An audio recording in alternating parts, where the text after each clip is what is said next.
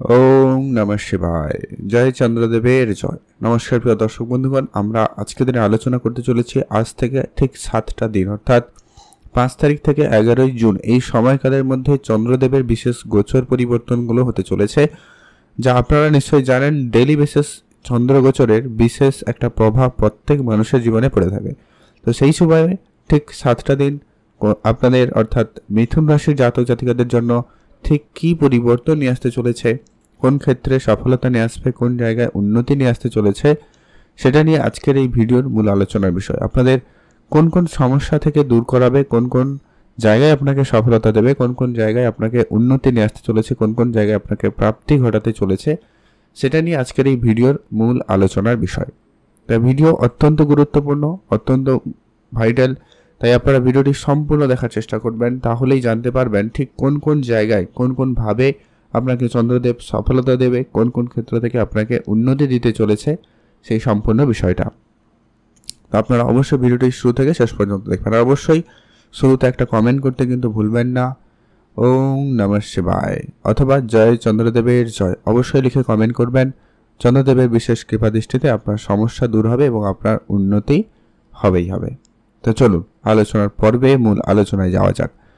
চন্দ্রদেব আপনার রাশির সাপেক্ষে 5ই জুন থেকে 6ই জুনের সময়কাল আপনার সাপেক্ষে কিন্তু চতুর্থ ভাবে থাকবে, যা কিন্তু অত্যন্ত গুরুত্বপূর্ণভাবে আপনাকে রেজাল্ট দেবে। সেটা হচ্ছে কি, আপনার পারিবারিক ক্ষেত্রে যে পরিমাণ সমস্যাটা আপনারা এতদিন ধরে হয়তো লক্ষ্য করছিলেন, পরিবারে অসুস্থতা, ঝগড়াঝাঁটি, অশান্তিকর পরিবেশ, ছোটো ছোটো ব্যাপারে মতের অমিল, নানান রকমের পরিস্থিতি লক্ষ্য করেছেন। তো সেই জায়গায় পারিপার্শ্বিক সুখ শান্তি বজায় থাকবে।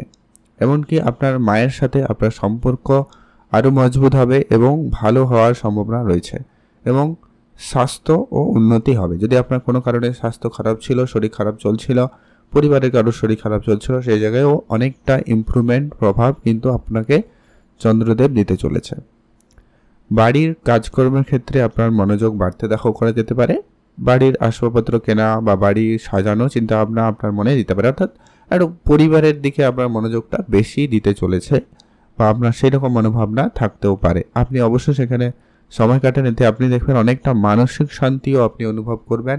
আপনার মনের মধ্যে যে চিন্তা চলছিল, দুশ্চিন্তা চলছিল, ডিপ্রেশনে ছিলেন, ওইগুলো থেকে আপনারা কিন্তু পুরোপুরিভাবে মুক্তি পেয়ে যেতে পারেন। ছোটো ছোটো পারিবারিক বিষয় নিয়ে আপনি চিন্তা ভাবনা করবেন, পরিবারে কোনটা করলে ভালো হয়, কোনটা উন্নতি হয়, কোনটা পরিবর্তন করবেন, এই ধরনের চিন্তাভাবনাও আসবে, যেটা অবশ্যই পজিটিভ দিকেই যাচ্ছে। এর পরবর্তী যে সময়কালটা তারপরে 6 তারিখ থেকে 8 তারিখ, এই যে সময়টা অত্যন্ত গুরুত্বপূর্ণ, কারণ আপনার সাথে ঠিক পঞ্চম ঘরে চন্দ্রদেব গোচর করবে, যার কারণে আপনার যারা শিক্ষার্থী রয়েছেন তাদের জন্য সময়কাল অত্যন্ত পজিটিভ। যদি কোনো এই এই সময়ে কোনো পরীক্ষা রয়েছে, কোনো রকম ইন্টারভিউ রয়েছে, সেই জায়গায় কিন্তু আপনার সময়কাল খুব ভালো থাকবে। আপনার বুদ্ধিমত্তা, মনোযোগ খুবই ভালো কাজ করবে এবং সেখানে আপনি সুফল পাবেন।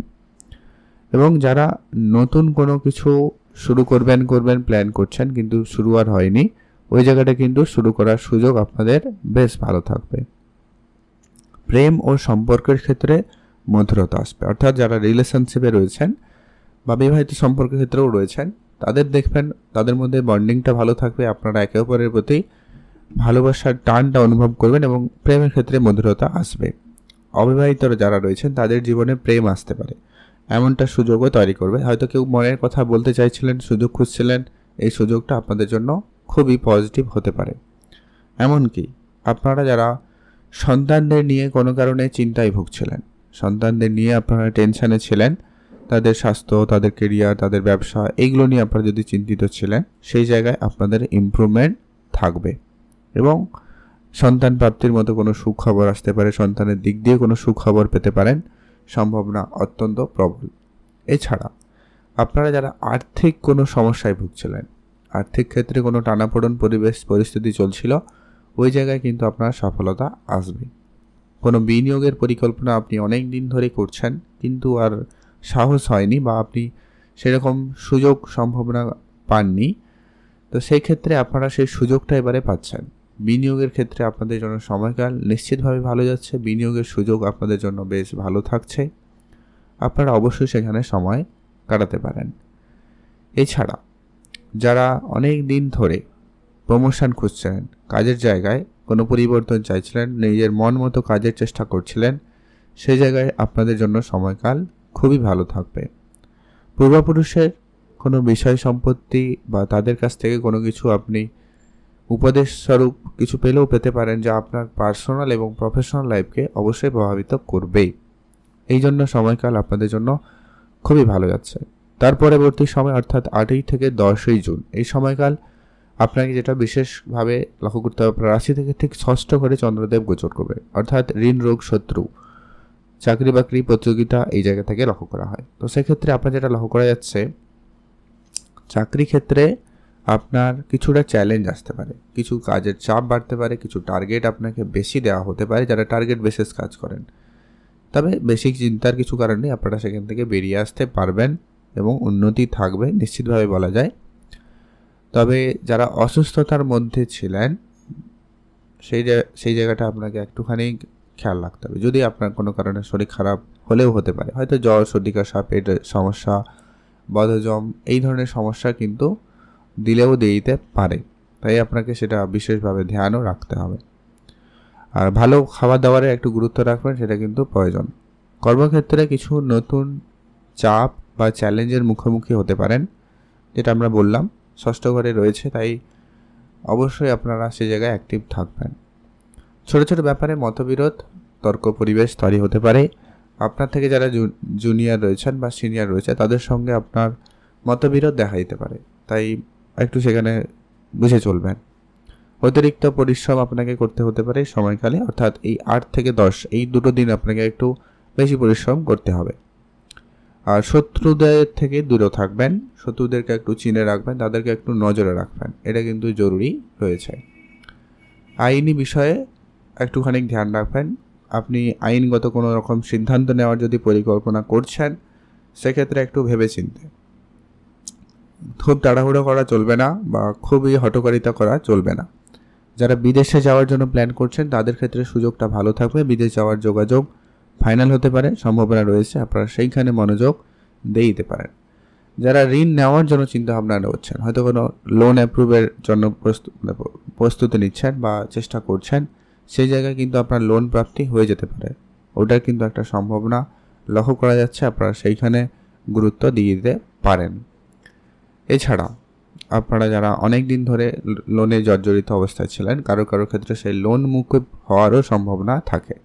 এর পরবর্তী যে কি চন্দ্রদেব 10 তারিখ আবারও গোচর করে যাবে আপনার কাছে থেকে ঠিক 7ম ঘরে। আর 7ম ঘর হচ্ছে বিবাহ, অংশীদারিত্ব, মানে পার্টনারশিপ, ব্যবসা এবং সাধারণ সম্পর্ক স্থাপনের জন্য সময়কালটা খুবই ভালো দেখায়।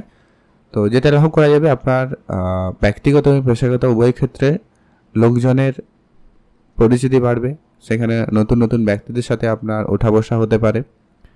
জীবনসঙ্গিনীর সাথে আপনার সম্পর্ক মজবুত হবে, অর্থাৎ বিবাহের সম্পর্ক খুব ভালো হতে চলেছে। ছোটোখাটো ভুল বুঝাবুঝিগুলো এড়িয়ে আপনারা আপনাদের যোগাযোগটা ভালো রাখবেন এবং সেখানে দেখবেন আপনার বিবাহিত সম্পর্ক খুব ভালোই হচ্ছে।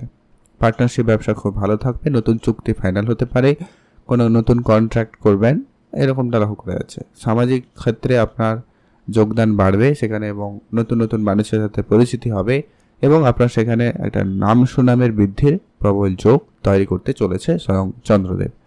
তো ওভারঅল বলা যেতে পারে খুব ভালো সময় যাচ্ছে মিথুন রাশির জাতকদের জন্য। শুধু লাস্টের দিকে 2-1 দিন আপনি আপনার কাজের জায়গায়, চাকরি বাকরির জায়গায় একটু দেখে চলবেন, স্বাস্থ্যের দিকটা খেয়াল রাখবেন, ব্যাস, আর বেশি কিছু চিন্তার কোনো কারণ নেই। উপাচার বলছে কিছু অবশ্যই ফলো করবেন, যেটা হচ্ছে কি প্রতিনিয়ত অবশ্যই ওম নমঃ শিবায় মন্ত্রটি জপ করবেন, চন্দ্রদেবের বীজ মন্ত্র পাঠ করতে পারেন, সাদা রং বা হালকা রঙের পোশাক ব্যবহার করবেন, ভালো ফল পাবেন। ওভারঅল আজকের ভিডিও এই পর্যন্ত। আপনারা ভালো থাকুন, সুস্থ থাকুন।